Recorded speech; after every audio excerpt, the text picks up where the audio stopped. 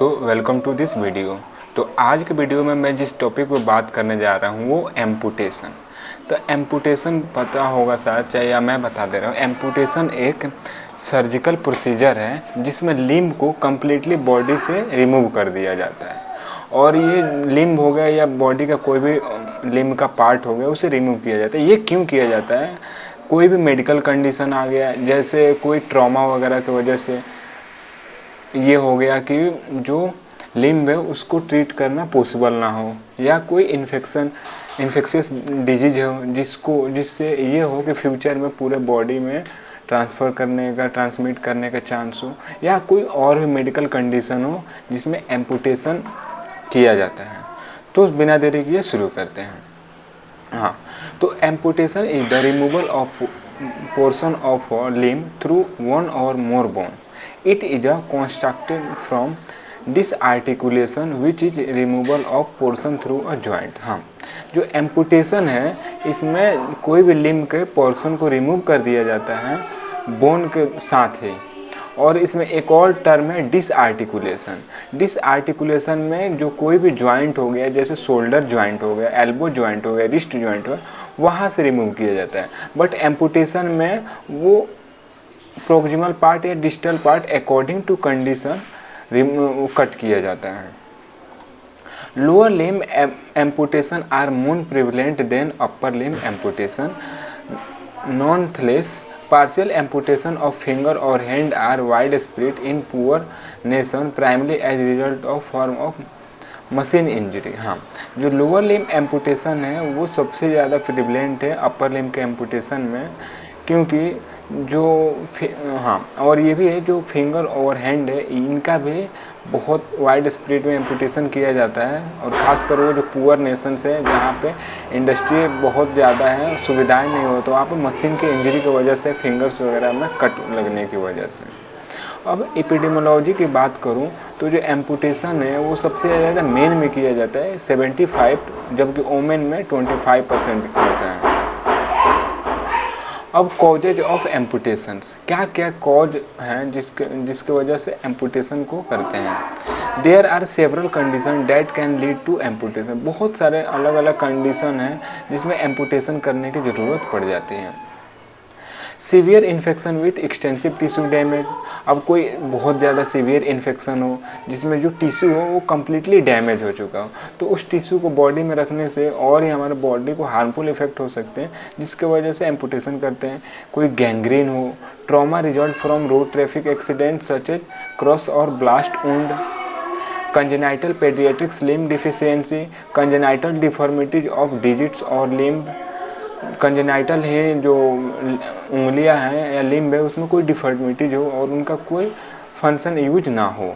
Congenital extra disease of limb, कभी कभी जन्मजात ही बच्चों को एक ज़्यादा उंगली हो जाती है जिसका कोई यूज नहीं होता है। नेक्रोसिस और necrotizing fasciitis, peripheral arterial disease and malignant cancerous tumour in the bone and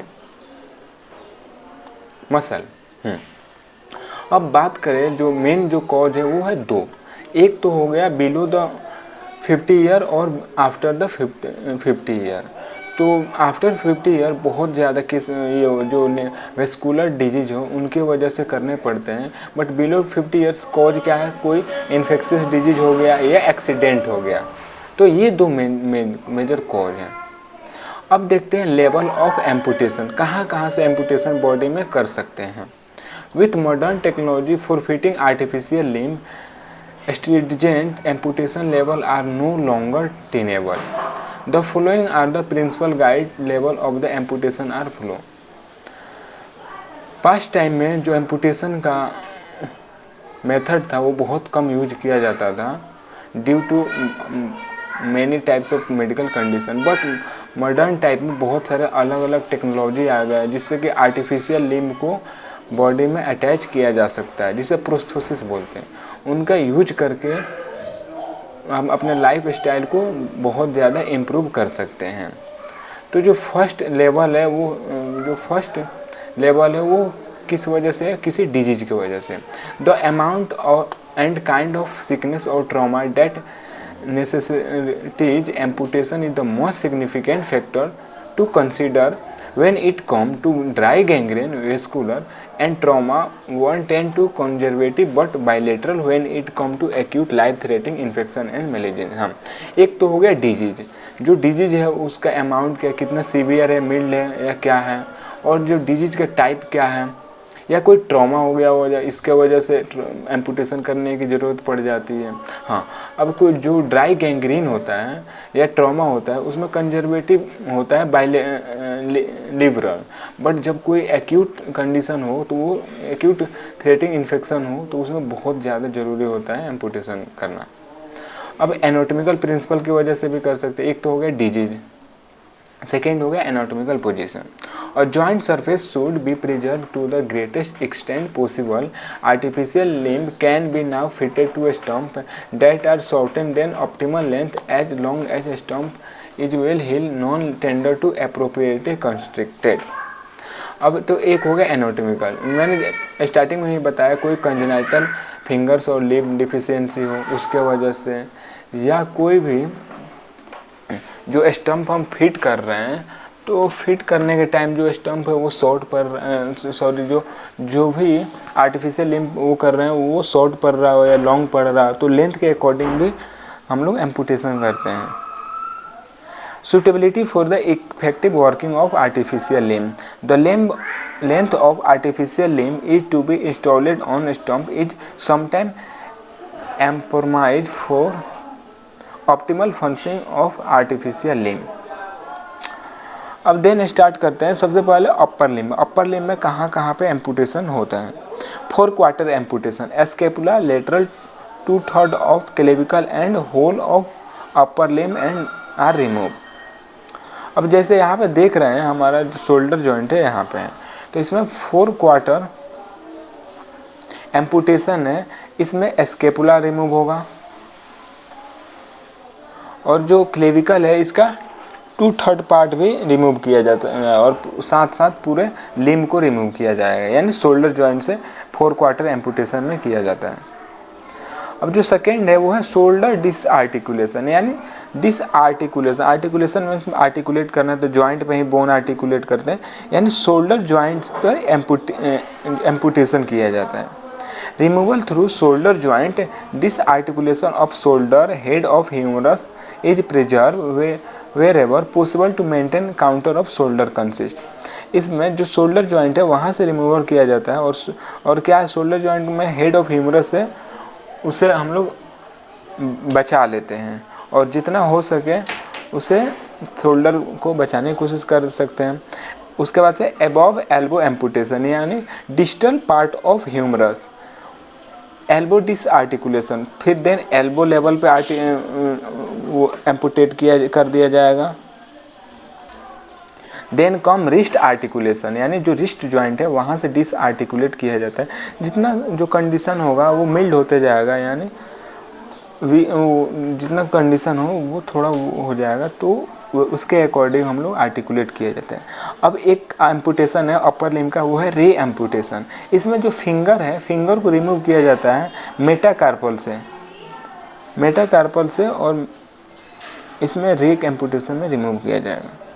then क्रूंकबर्ग amputation, अब ये क्या है ये जानते हैं। तो ये जो क्रूंकबर्ग एम्पुटेशन है ये एल्बो लेवल से बिलो किया जाता है, यानी wrist joint distal parts of 4 arm. अब ये क्या है, ये भी डिस्टल पार्ट यानी बिलो द एल्बो है, बट इसमें ये होता है ड्यू टू फाइनेंशियल कंडीशन, जो पेशेंट होते हैं वो जो भी पार्ट होता है यानी आर्टिफिशियल लिम्ब है उसका वो इफोर्ट नहीं कर पाते हैं। और उनका जो इसमें ये भी होता है कि जब दोनों लिम्ब यानी दोनों हैंड को एम्पुटेट करना हो तभी इस क्रूंकबर्ग एम्पुटेशन का यूज किया जाता है, ताकि जो भी उसका फंक्शनल एक्टिविटी है उसमें जो ग्रेप्सिंग वाला है वो तो एटलीस्ट कर सके। मैं आपको डायग्राम में दिखाने की कोशिश करता हूँ।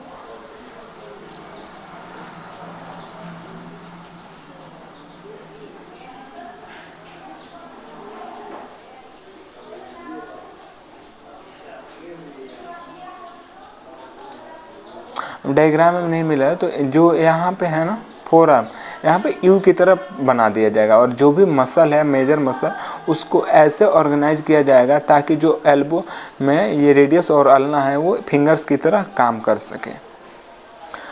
अब जो सेकेंड है वो है लोअर लिम्ब एम्पुटेशन में हिंड क्वार्टर एम्पुटेशन, जिसमें पेल्विस के साथ साथ लोअर लिम्ब को एम्पुटेट कर दिया जाएगा। हिप डिसआर्टिकुलेशन हिप जॉइंट से एम्पुटेट किया जाएगा।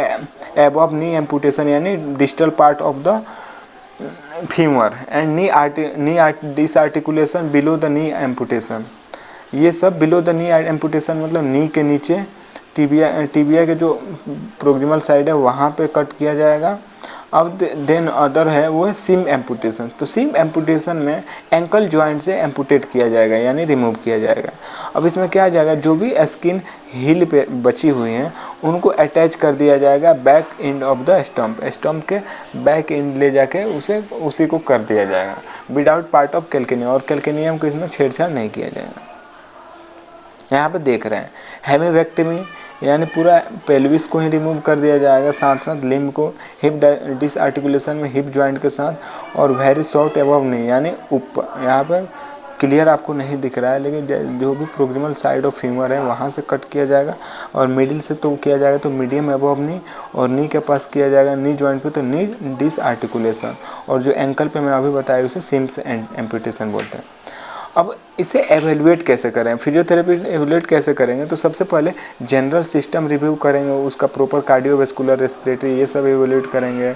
न्यूट्रिशनल स्टेटस देखेंगे कि कैसे है, मेल न्यूट्रिशन है कि क्या है, डायबिटीज कंट्रोल इफ़ अप्रोप्रिएट। अब एम्पुटेशन करने से पहले कोई भी सर्जिकल से पहले डायबिटीज देखा जाता है, उसे कंट्रोल किया जाएगा। बॉल एंड ब्लेडर फंक्शन भी चेक करते हैं, कभी कभी बॉल एंड ब्लेडर भी फंक्शन अफेक्ट हो जाते हैं। पास्ट मेडिकल हिस्ट्री, पास्ट में पूछा जाएगा ऐसा कुछ कंडीशन वगैरह तो नहीं है, कोई सर्जरी वगैरह। Strength and coordination of limb, उसके बाद से जो भी लिम्ब है अफेक्ट लिम्ब है उसका स्ट्रेंथ और कोऑर्डिनेशन चेक किया जाएगा कि उसका स्ट्रेंथ, ताकि फ्यूचर में उसके अकॉर्डिंग ट्रीटमेंट प्लान बनाया जाएगा। साइकोलॉजिकल असेसमेंट में बहुत ज़्यादा ज़रूरी है, क्योंकि जो कोई भी इंसान अपने हाथ पैर के साथ बचपन से और अचानक से उसके हाथ या पैर को कट कर दिया जाएगा तो उसको मेंटल हेल्थ को बहुत ज़्यादा इफेक्ट पड़ेगा। तो उसे समझाया जाएगा अच्छे से कि ये अगर एम्पुटेशन नहीं किया जाता है तो बाद में इन फ्यूचर बहुत ज़्यादा सीवियर कॉम्प्लिकेशन कर सकता है या डिफॉर्मिटी। ऑक्यूपेशनल असेसमेंट भी किया जा सकता है कि उसके ऑक्यूपेशन के अकॉर्डिंग कैसे फिर री एजुकेट करना है, जो भी आर्टिफिशियल लिम्ब लग रहा है उसके अकॉर्डिंग। अब प्री ऑपरेटिव फिजियोथेरेपी मैनेजमेंट, अब फिजियोथेरेपी मैनेजमेंट को एम्पुटेशन होने से पहले क्या क्या रोल है, तो सबसे पहले ब्रीथिंग एक्सरसाइज से स्टार्ट करेंगे ताकि जो भी लंग्स में सिक्रेशन हो वो क्लियर हो जाए, क्योंकि बहुत सारे पेशेंट होते हैं जो स्मोकर होते हैं तो उनमें जो सिक्रेशन होता है वो काफ़ी मात्रा में होते हैं। Strengthening exercise for shoulder extensor and adductors, elbow extensor, hand grip, abdominal and trunk extensor, hip extensor, adductors and abductors. हाँ, तो जितना भी जो मेजर जॉइंट है मसल है उनका स्ट्रेंथनिंग एक्सरसाइज करेंगे, जैसे कि शोल्डर जो भी एक्सटेंशन कराती है उसका, एडक्शन कराने वाली को, एल्बो के एक्सटेंसर और हैंड ग्रिप को। एब्डोमिनल के भी अगर लोअर लिम्ब के कराएंगे तो एब्डोमिनल कराएंगे, ट्रंक एक्सटेंसर कराएंगे, hip extensor, adductor and abductors कराएंगे। Mobilising exercise for hip extension and knee flexion and extension of BK level below knee level. अब मोबिलाइजिंग एक्सरसाइज कराएंगे हिप एक्सटेंशन को और नी फ्लेक्शन एक्सटेंशन भी कराएंगे अगर जो एम्पुटेशन बिलो नी लेवल कराना हो तो। Stabilisation for trunk and sitting in standing, अब इसमें एम्पुटेशन में जो पेशेंट होते हैं वो प्रोलॉन्ग टाइम पे बेड पे होते हैं तो उनका जो ट्रंक के जो भी कोर मसल है वो वीक हो जाते हैं, तो उनको पहले से ही स्टेबलाइज कर दिया जाता है सिटिंग और स्टैंडिंग में। बेड मोबिलिटी एक्सरसाइज भी कराएंगे, जैसे ब्रीजिंग हो गया, moving up and down, bed rolling to prone and back to supine, transfer from bed to chair and back. अब एम्पुटेट होगा तो वो तो जाहिर सी बात है कुछ दिनों तक चल नहीं पाएगा, तो उसको कैसे बेड से चेयर पे बैठना है और फिर चेयर से वापस बेड पे आना है, ये सब उसे सिखाएंगे। व्हील चेयर मोबिलिटी में ability to stop, start, turn and control wheelchair. The patient should have wheelchair supplied pre operative because it be necessary. अब जो भी व्हील चेयर की मोबिलिटी है, कैसे उसे, अगर इलेक्ट्रिक है तो कैसे उसे रोकना है, स्टार्ट करना है, या अगर मैनुअली है तो उसे कैसे चलाना है, ये सब पेशेंट को पहले ही सिखाएंगे। अब आफ्टर एम्पुटेशन क्या क्या फिजियोथेरेपिस्ट का रोल हो सकता है, तो तो सबसे पहले गोल क्या क्या सेट करेंगे, तो to prevent post operative complication.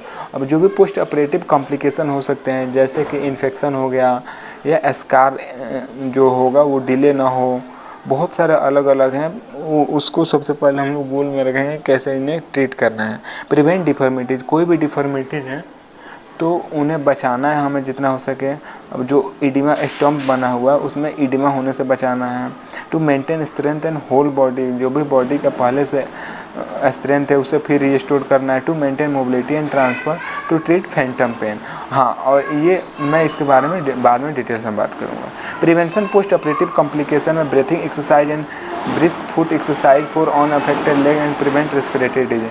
Breathing exercise कराएंगे और जो भी अनअफेक्टेड लिम्ब में उसका एक्सरसाइज कराएंगे ताकि जो अनअफेक्टेड रेस्पिरेटरी डिफॉर्मिटी को प्रिवेंट कर सकें, सर्कुलेटरी कॉम्प्लिकेशन को भी प्रिवेंट कर सकें। Prevention of deformity post operative there are tendency for knee flexion in below knee and hip flexion, abduction and adduction in the AK amputation. Deformity arise due to pain on opposed muscle action and patient sitting for long period in a wheelchair. अब prevention कैसे कैसे deformity किया जाए, जैसे कि below knee level हुआ तो वहाँ पे चांस होता है हिप का फ्लेक्शन एक्सटेंशन का और नी का भी फ्लेक्शन एक्सटेंशन का। तो ये सब को हम ये सब कराएंगे तो फिर हम रीस्टोर कर सकते हैं after below the knee level amputation. Positioning in bed, अब प्रोलॉन्ग टाइम पे पेशेंट बेड पे पड़ा रहेगा तो उसके जो बेड सोर होने के चांस है वो सब होने के चांस रहेगा। DVT डीप वेन थ्रोम्बोसिस का होने के चांस रहेगा। तो जो पेशेंट है उसका बेड पे पोजिशनिंग सही से करते रहेंगे। For quadricep in Beko amputation, और अगर बिलो नी एम्पुटेशन हुआ है तो क्वाड्रिसेप का भी एक्सरसाइज प्रॉपर कराना है। For hip extensor and adductors in high AK amputation, for extensor and adductors in low amputation. हाँ, अगर हाई AK एम्पुटेशन हुआ है तो जो भी हिप का एक्सटेंसर और एडक्टर्स है उनको अच्छे से कराएंगे, बट लो का हुआ है तो उसमें भी एक्सटेंसर और एडक्टर्स का कराएंगे। Control stump oedema and compression, अब एम्पुटेशन में स्टम्प जो भी बना है उसका मैनेजमेंट बहुत ज़्यादा इम्पोर्टेंट होता है। उन्हें प्रॉपरली क्लीन करना, हाइजीन प्रॉपर मेंटेन करना, ये सब बहुत ज़्यादा ज़रूरी होता है। और swollen stump is slow to heal, अब अगर स्वेलन होगा तो जो हील का प्रोसेस होगा वो धीरे धीरे होगा। Will make fitting to prosthesis difficulty, और जिसके वजह से प्रोस्थेसिस है उसको भी फिट होने में दिक्कत होगा। In addition to bed in should be elevated 30, और इसके लिए हम ये कर सकते हैं कि जो इंड साइड है बेड का उसे एलिवेट कर सकते हैं 30 डिग्री पे। The wound is covered in a non-stick dressing and fixed with loose crepes bandage to avoid constriction and ischemia to the stump. Maintain body strength. The extensor and adductors of the shoulder and elbow extensor can be strengthened by working against weight and spring attached behind to bed. Lying static quadriceps, patient को lying position में ही quadricep का isometric exercise कराएंगे। Improve balance and transfer कराएंगे ताकि जो patient है वो bed से व्हील चेयर पर आसानी से जा सके, और कोशिश करेंगे ये फर्स्ट डे से ही शुरू कर दें। अब ट्रीट फैंटम पेन को ट्रीट करना बहुत ज़्यादा ज़रूरी है। पेशेंट को हम समझाएंगे, अगर वो बोले कि मुझे पेन हो रहा है एंकल पे, जबकि उसका बिलो नी एम्पुटेशन हुआ है, तो उसे समझाएंगे कि अब तुम्हारा ये पैर नहीं है तो पेन कैसे होगा, उसे प्रॉपरली काउंसलिंग करेंगे। That's all, thank you so much.